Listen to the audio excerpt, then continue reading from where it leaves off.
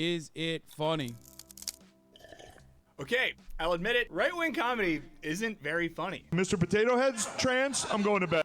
Oh my God, Shane Gillis is actually fucking not right-wing comedian, and he is literally funny. Why did they start with this? Oh no. Saying Shane Gillis is doing right-wing comedy is actually helping the right wing, because he does have a lot of fucking funny sketches. He has a lot of good fucking jokes as well. And also on top of that, like, unless you can make an argument about like him being bad at jokes when he is doing right-wing comedy, then that's fine. But liberal comedy isn't. Yeah, I mean he is that, like, that's him literally joking about fucking people being conservative and like freaking out about Mr. Potato Head being trans. But liberal comedy isn't very funny either. It's hard to be liberal, let's be honest. But my family, man, I love my family. My dad's a hardcore Trump supporter. My brother's a cop. I mean, it's Laugh Factory, automatic L, dude. I mean, fuck, I'm sorry. And my mom's name is Karen. So maybe all political comedy is just bad. It's Tuesday. Our midterm elections will determine the fate of our democracy, and let's just say, big yikes. Yeah, I mean, look, Shane Gillis, at first, when I watched like the clips of him like doing the Asian jokes or whatever, not funny, straight up, wanna be fucking Nick Mullen, okay? I'll say it like it is. But also, a lot of those fucking jokes, he's just testing out material, not great. He's relying on hacky bits, okay? Straight up. But I would be lying if I told you that he doesn't have fucking banger sketches, which he definitely does, okay? And also on top of that, really funny bits in his stand-up special as well. Like his last stand-up special that was on, you can ban me all you want, but shave your mustache and cut your hair. For God's sake, you were so much better last year. For God's sake? Dude, you're hysterical, brother. Like, I don't understand. I mean, you're out of your fucking mind. Like, I'm not going to ban you, but I probably should because of your own mental health, to, like, preserve your mental health. If this is, like, making you go fucking crazy, and I'm sure this is not your first account, or maybe it is, but, you know, calm down, dude.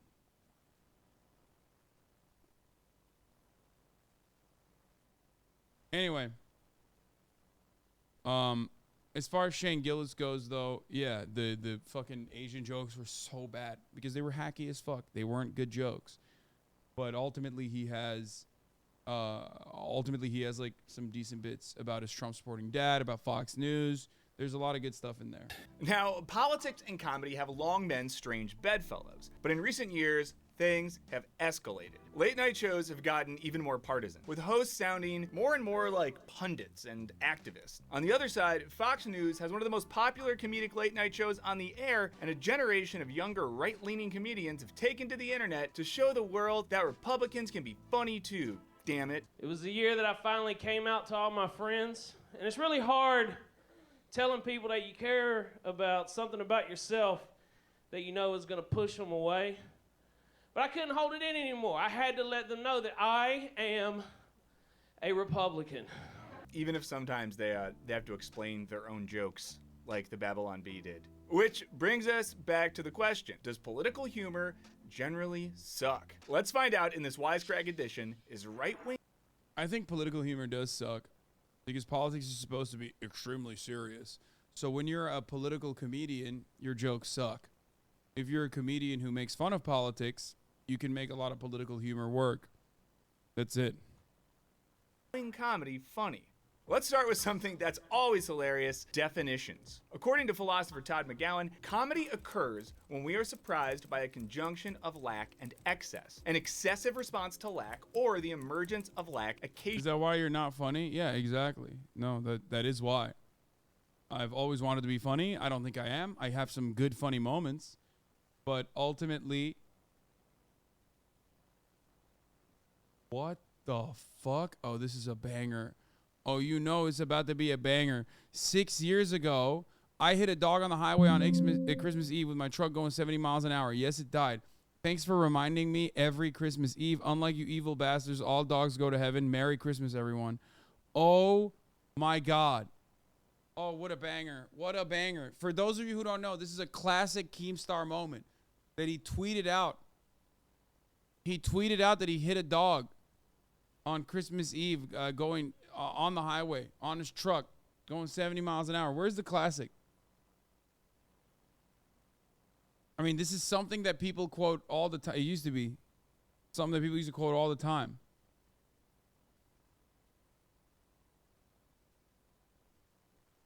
Bro, I'm sorry. Okay? I will never listen to like a 17-month subscriber about like what takes on comedy are better. I love Cody, but like you literally said, this 17-minute video from fucking Wisecrack is not good enough. Here's a way better video about conservative comedy, and it's an hour long. Okay? It is 1 hour long. You are fucking crazy, dude. Like, you're a crazy person.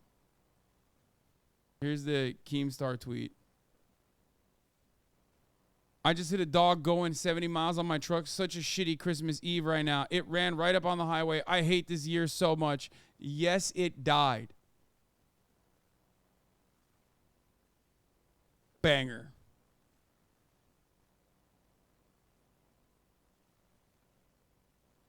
I love Cody. I'm not watching an hour-long video about it. Okay?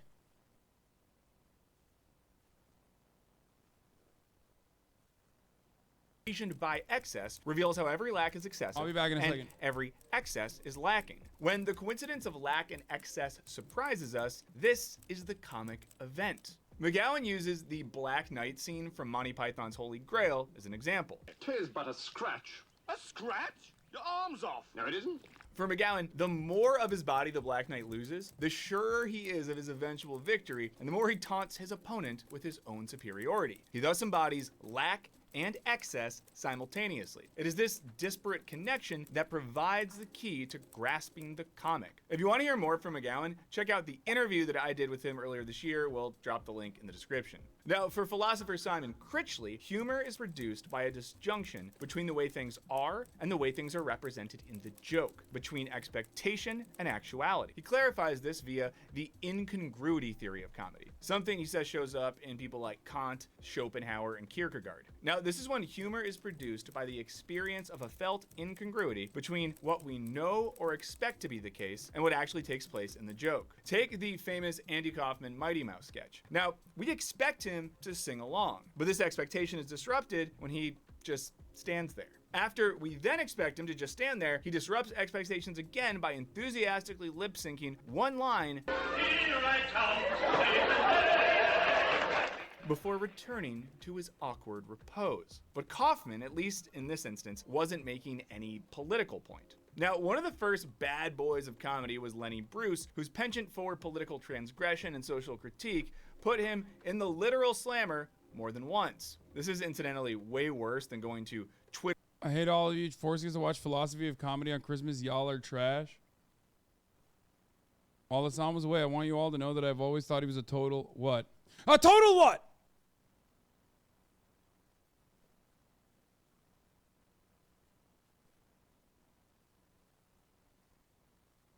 I have had so many motherfucking takes on this issue, dude. So many takes. I don't even get to like the philosophical underpinnings as to why, because, you know, I'm not deep enough, obviously. I'm not smart enough for that sort of thing. But ultimately, I do think that, like, you know, there are some rules, ultimately. But you can break those rules if you're very funny. Okay? You know, punching up versus punching down, that sort of stuff. But sometimes you can punch down and still be funny, okay? It's just that, like, you have to be an incredibly good comedian to be able to do that. And most people aren't. That's it. Twitter jail for your bad joke about Elon Musk's bedside table. Sex is lowest born to have children. Following Bruce's lead was George Carlin, who transitioned from a suit-adorned chuckle captain to a dope-smoking, long-haired hippie. He also went to jail for transgressive jokes, once again making modern cancellation look like a breeze. So I find it kind of funny to be hassled for using them when my intention is to free us from hassling people for using them. Let's check out how Carlin uses his favorite subject, words, to do political comedy. Smug, well-fed, greedy white people have invented a language to conceal their sins. The CIA.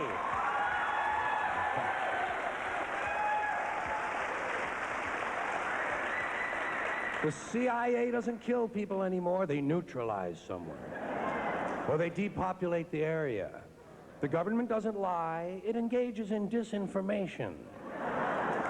The Pentagon. It's not the Department of War, it's the Department of Defense, which it used to be called. The Pentagon actually refers to and measures nuclear radiation in something they call sunshine units. Israeli murderers are called commandos, Arab commandos are called terrorists. Conservatives refer to the Contra killers as freedom fighters. Well, if crime fighters fight crime and firefighters fight fire, what do freedom fighters fight? Yeah, this clip's great because what you see Carlin doing is using something really straightforward, language, and kind of luring the audience in and using it for a really political purpose. So kind of exposing something excessive contained in the space of language and doing something political. Like you can hear some uncomfortable laughter there. Okay, so were Bruce and Carlin funny? Yeah, of course they were. Now, many have turned them into examples of the... Bro, this is a fucking thing that describes comedy. Okay, guys? Of course it's explaining the joke. This entire video is about explaining the joke. It's going to keep explaining the joke. Yes. A lot of chatters are upset that he's explaining the joke because, what? You watch me, motherfucker. That's all I do. Half the time I ever show a joke on this broadcast, I have to explain it. Okay? Calm down. Comedian philosopher, unafraid to tell the truth even when it ruffles society's feathers, like cocktail lounge frequenting versions of Socrates. And Carlin is especially revered by both the right and left as a model of a comedic truth teller with no regard for PC culture. According to Critchley, these examples represent true humor, as the jokes change the situation. Tell us. This might be one of the most informative videos for like a neurodivergent audience ever, because like it gives you the footprint on what to laugh, how to laugh at it, and why it's okay to laugh at it. Like this is literally, if there was ever a video that was created that was like a 17-minute format, it is for my neurodivergent audience, that my neurodivergent leftist audience, that refuses to understand what context is, what nuance is, what jokes are, and thinks that laughter is bourgeois decadence. Okay? A small taco. Thank you for the 10 gifted subs. You're a big taco in my heart. Something about who we are and the sort of place we live in, and perhaps indicate to us how it might be changed. And following this, it seems pretty clear that right-wing comedy is absolutely possible in so much as there are several liberal structures deserving of critique, as clearly seen in the HBO series Veep. So what's the difference between Carlin ripping on American culture in the 70s and contemporary comedians taking liberal culture to task? Now, for McGowan, a crucial distinction is that all real comedy has to have an egalitarian spirit that must reveal that the social authority itself is not simply a discursive entity, but necessarily lacking. Which means that comedy should be pointing to the emptiness of dominant social authorities, things like governments and religions. Strange women lying in ponds distributing swords is no basis for a system of government. But according to McGowan, the problem with most comedy is that it hides a secret investment in the wholeness of the authority that it mocks, or in the position excluded from the authority, which means... I'll just say it like this, okay? Right-wing comedy can and often is funny. I do it all the fucking time. It's just like you have to understand that the person delivering the right-wing existence, which is inherently funny, because comedy is about pulling the contradictions out, and conservatives live in a sea of contradictions. You just have to recognize that it's someone who is not right-wing doing it. It's literally like the Cumtown dynamic, I guess, if you want to think about it like that.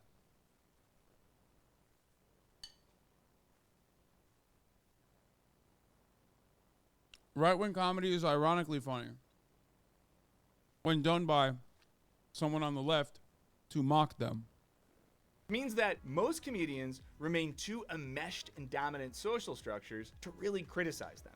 It'd be like Socrates, but if he was too invested in Athenian social structures to push his students to see its flaws. And along with their willingness to be arrested for their comedy, Bruce and Carlin both seemed to embody something of this egalitarian spirit, and that neither showed much investment in any type of social authority. Now, this is the sort of position that could allow them to be critical of both poles of American political culture. And it might seem like this makes it easy to write off right-wing comedy, which often has an explicit investment in authorities like the US government, the free market economy, and Christianity. But this is precisely what Matt Sinkowitz and Nick Marks warn against in their book, That's Not Funny, How the Right Makes Comedy Work for Them. It has a pretty cover, and I want to note, in case you're in the comments, like, they won't stop talking about Marx. Nick Marks, not Karl Marx, different guy, okay? They argue that dismissing right-wing comedy with any species of "that's not funny" means overlooking the growing influence of conservative comedians, and it encourages a fundamental misunderstanding about the nature of contemporary politics and entertainment. So to understand contemporary right-wing comedy, let's check out Fox News' answer to Jimmy Fallon, Greg Gutfeld, who hosts the show Gutfeld. Unless you think this is some off-brand right-wing talk show, know that by late 2021, Gutfeld was drawing in an average viewership of 2.12 million viewers. That is discouraging. That's the most discouraging statistic I've ever heard in my entire life. Wow. Yeah, he became, I think, the most watched talk show, late night talk show. Substantially beating out Stephen Colbert. Think about it. The only reason vegetarians eat plants is because plants can't run away, and vegetarians are too lazy to eat stuff with legs. But this year, the average turkey will cost you 17% more compared to last year. I should have bought this year's turkey last year, or next year when I fix my time machine. At my most charitable, okay, so maybe the lack of turkey available is pointing out the excess of inflation and other economic issues facing the country, thus forcing the viewer to reflect on all the proverbial turkey they too aren't consuming. Or maybe, just maybe, the joke is that eating plants is dumb and un-American. But would the pilgrims find it absurd to eat a plant-based bird?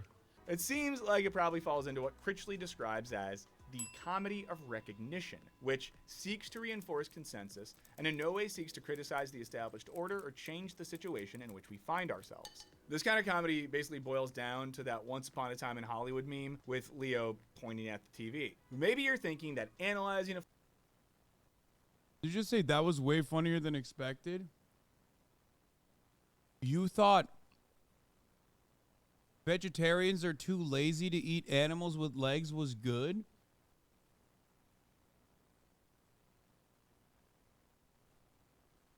Bro, you are worse than every fucking woke scold I've banned in here for crying about a joke. I'm not even kidding. Unironically, that is impressive that you found that to be in any meaningful shape or form funny. That's crazy, bro. That's crazy that you laughed at that. I ban a lot of fucking leftists and liberals in this chat for rad-libbing it up anytime a joke happens and I have to fucking describe it and then they get mad anyway because they didn't understand the context.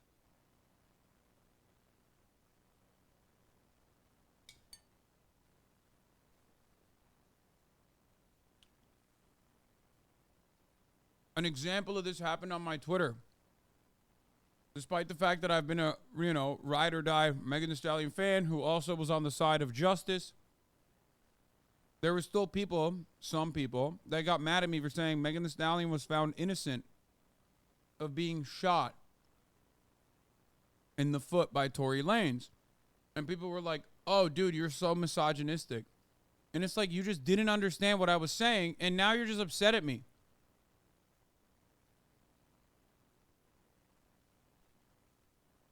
What's the point of tweeting this? Lamau, cishet male leftists are never beating those allegations.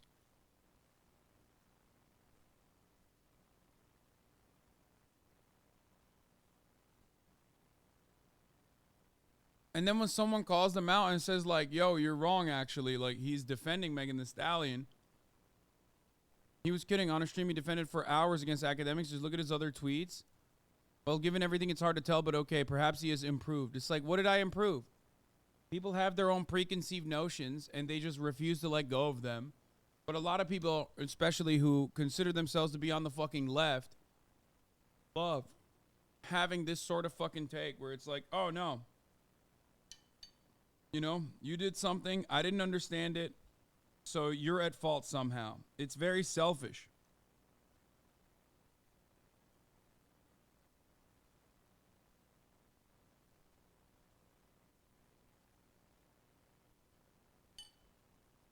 A Fox News comedian isn't the best way to gauge the zeitgeist. So, how about we consider a world-famous comedian who sells out arenas, has multiple Netflix specials, and created The Office, Ricky Gervais. What about this person that isn't a lady? Well, his penis. Her penis, you bigot. Oh boy. Okay, so here, the joke is on both trans people and those who actively affirm them. And it seems to be at least implicitly affirming existing social and religious authorities. If Carlin used comedy to level critique at things like the American military-industrial complex, can't educate our young people, can't get health care to our old people, but we can bomb the out of your country, all right? Gervais seems to be using comedy to affirm traditional hetero. This is taking the fucking longest way. This is taking the absolute longest way. Dude, oh my God, every time, bro. Every fucking day. I'm gonna lose my mind. Every day, there's another motherfucker who got duped by a fake Tesla stream. Like, it's like a Bitcoin scam.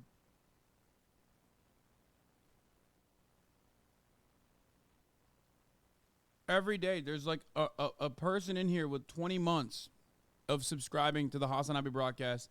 That means like 20 months of fucking avoiding ads at the top of the hour. 20 months of avoiding the ads in the middle of the hour. You know what I mean? The 1 minute ad break.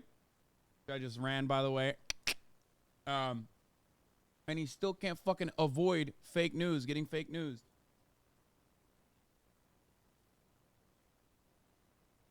How? Come on, Dennis.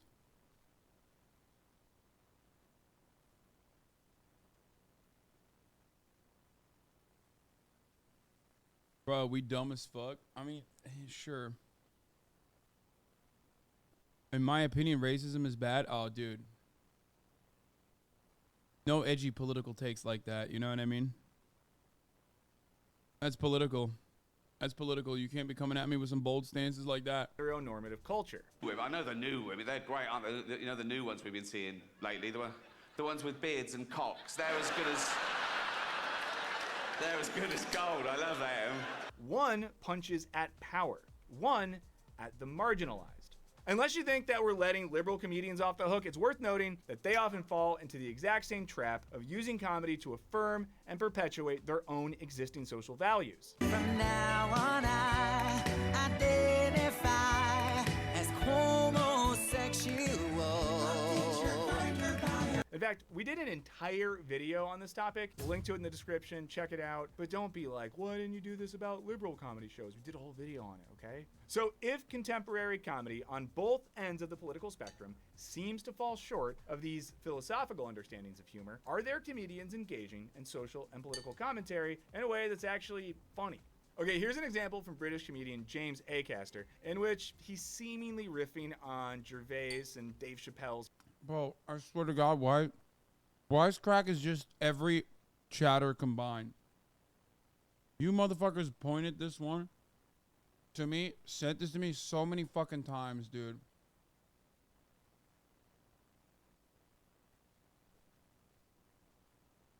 Like, it's crazy. It's culture war comedy. That's my job. I'm a stand-up comedian. I'm meant to challenge people. If you don't like being challenged, don't watch my shows. What's the matter, guys? Too challenging for you? Oh, yeah, because you know it's been long overdue a challenge. The trans community. Okay, Acaster hits both sides of McGowan's philosophy of comedy. He points out the lack hidden in the excess of contemporary edgy comedy, i.e. there's nothing challenging about these comedians, and then shows the excessive nature of comedians, people like Gervais and Chappelle, making trans jokes. Acaster is showing how those jokes are a form of reactionary humor, which according to Critchley is not laughing at power, but the powerful laughing at the powerless. There's also lots of right-wing comedy these days aimed at snowflake culture. The idea that millennials and Gen Zers in particular are all real fragile and narcissistic. These guys grew up in a world that's child-proofed and padded. All the dumb ones lived. So is there a way to joke about this phenomenon that isn't kind of judgmental or mean? Well, let's see comedian Patty Harrison give it a go. I feel like, Friend of the I show. just want to be a more honest person, especially in like today's climate. I feel like I don't think people have the bandwidth for fakeness anymore. Here, in talking about something that's pretty absurd, her relationship with a GOAT co-star. Well, Randy didn't have a lot of credits. She's pointing out the ridiculous excess of certain strands of online culture in which banal human emotions and behaviors are described in clinical terms. Here that's, talking about her emotional bandwidth and her high-level narcissism. I didn't even take the time to learn the actor's name, which is like, high-spectrum narcissism kind of crap.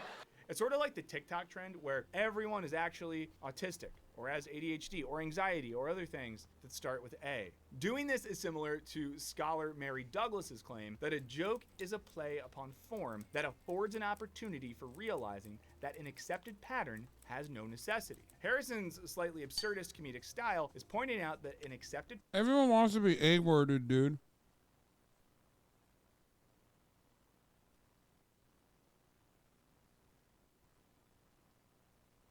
That statement forever broke me. When that chatter said, is he A-worded? I was like,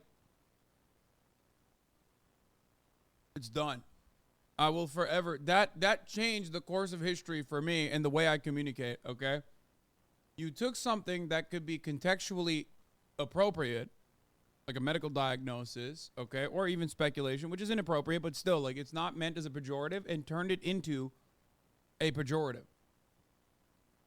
It's awesome. It's so good. You literally, it was so creative. It was such a creative use of language. I love it.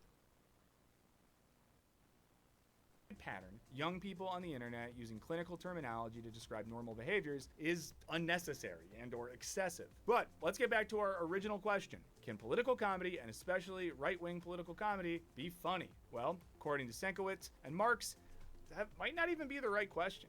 They write, the waving dismissal of right-wing comedy is essentially an act of attempted sorcery, whereby carefully chosen words are supposed to make real-life problems dissolve in a puff of...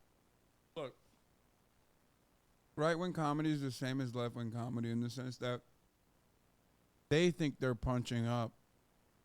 Because in the delusions of grandeur, right-wing motherfuckers do think that trans people have all the gates, control all the keys of power. That's it. But because it doesn't actually happen in the fucking real world, you don't have any legitimate examples to draw on. That's it. If there were better examples to draw on, then they could be technically funny.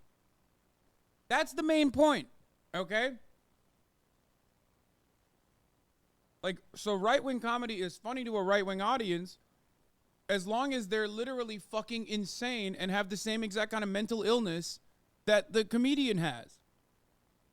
Which, some people do. So the more that you see that collective mental illness from a larger percentage of the audience that's like ghost hunting, a larger percentage of the fucking populace that is thinking that they're like demon hunters or they're hunting pedophiles, striking at every fucking shadow possible.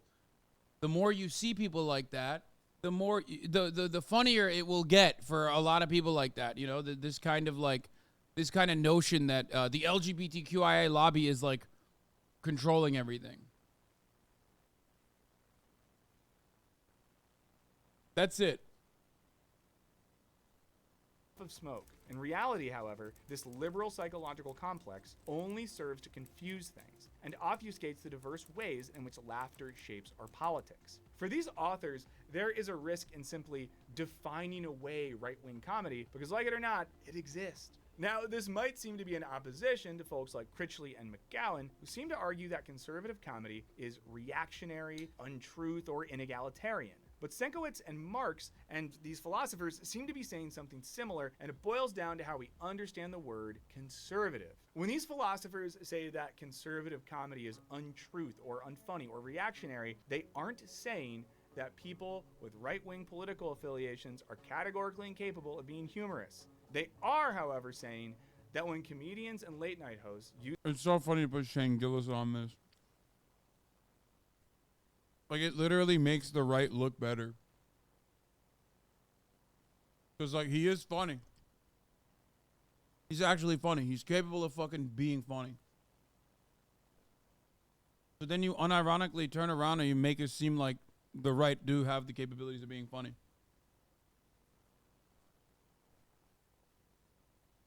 That stand-up special features like 30 minutes of him just shitting on his fucking Trump-supporting dad. Ricky Gervais is right wing? Oh, fuck yes. Oh my God, are you kidding me? Ricky Gervais is 100... He's British, bro. I'm sorry. Can't overcome that. Hard.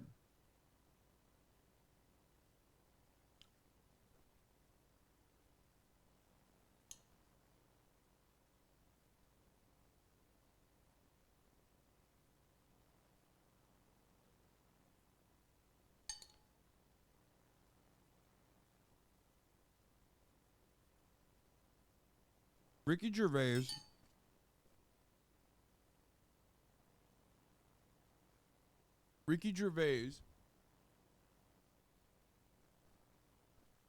was fine for the majority of his career until he decided to make his entire comedy. I mean, he was always like fucking annoying. He was always like, oh, aren't I being persecuted for being atheist, right? Like that kind of guy. Which is not really that fucking funny, ultimately, unless you agree with it. But he was funny when he was self-deprecating. Not funny when he's fucking shitting on trans people and then turning around and making his entire stand-up special about how cancel culture is so bad, how fucking, trans people are awful, and they're just like taking up all this space, and everybody fucking cares about them, and you're in the... you're in the pocket of big trans, basically. Everyone's in the pocket of big trans. It's like, bro, you're fucking delusional, dog. Use their platforms to either simply prop up systems and figures already in positions of power, what Thomas Hobbes described as sudden glory laughter, or to call for a return to some type of regressive past, what Sienkiewicz and Marx call paleo-comedy. They are missing out on what comedy can and should do. And again, the same goes for contemporary liberal political comedy, where it's become increasingly common to get laughs off jokes about how climate change is real and vaccines are good and Biden is daddy. If you answer this first question right, I will hand you $500 in cash. Listen carefully. Will any of you just take the COVID vaccine right now? Anybody? Hell, even historically apolitical comedian John Mulaney ruffled liberal feathers when he gave an SNL monologue that acknowledged that no matter who won the 2020 election, nothing would really change. Or we might have a new elderly man.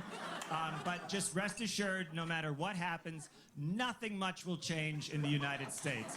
The rich will continue to prosper while the poor languish. Seriously, that clip feels so awkward. Everyone's laughing, and then he brings up this kind of harsh truth, and everyone's like, because much like many right-wing comedians, lots of liberals don't want authorities and social structures to be criticized. Or they're social fascists. The more tolerant arm of fascism. That's right. I'm sick and tired of it, dude. Maoist third worldism. Marxist, Leninist, Stalinist, Maoist third worldism. All of the above. For some type of fundamental... Notoriously funny guys. Everybody thinks of... When you think of, like, who's a funny guy, you think of someone who calls themselves a Maoist third worldist. Like, that's who I'm always thinking of.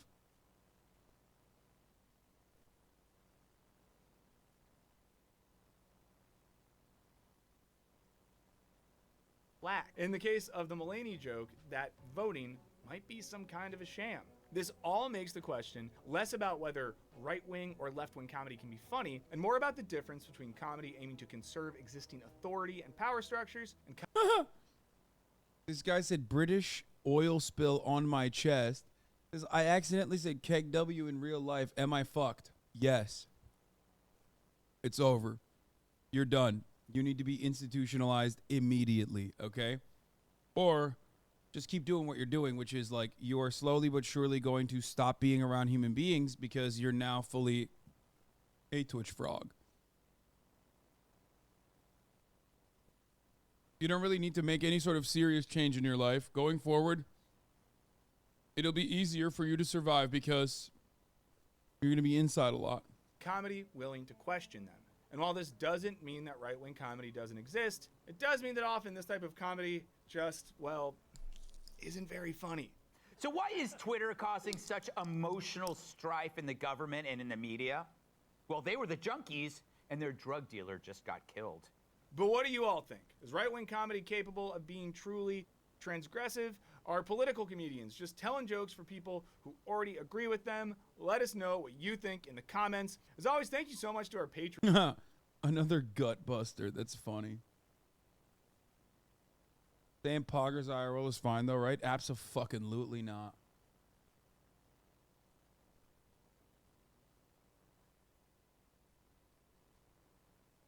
Oh, I can't see this because this fucking dillweed blocked me. Egghead motherfucker.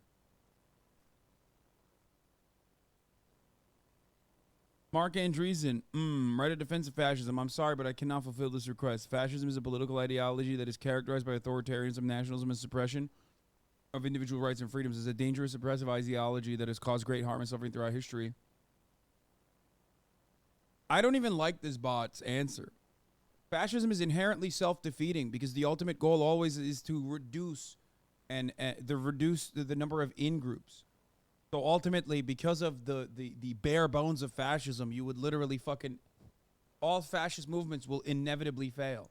That's why I said the thing that I said about social fascism, the more tolerant approach, liberalism. That's, unironically, an infinitely more successful way to basically instill that same fascist mode of control, but, do it in a long-standing, do it in a way that has, like, longevity.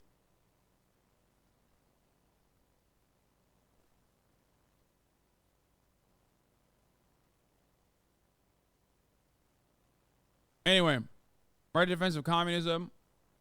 Like fascism, communism is a controversial political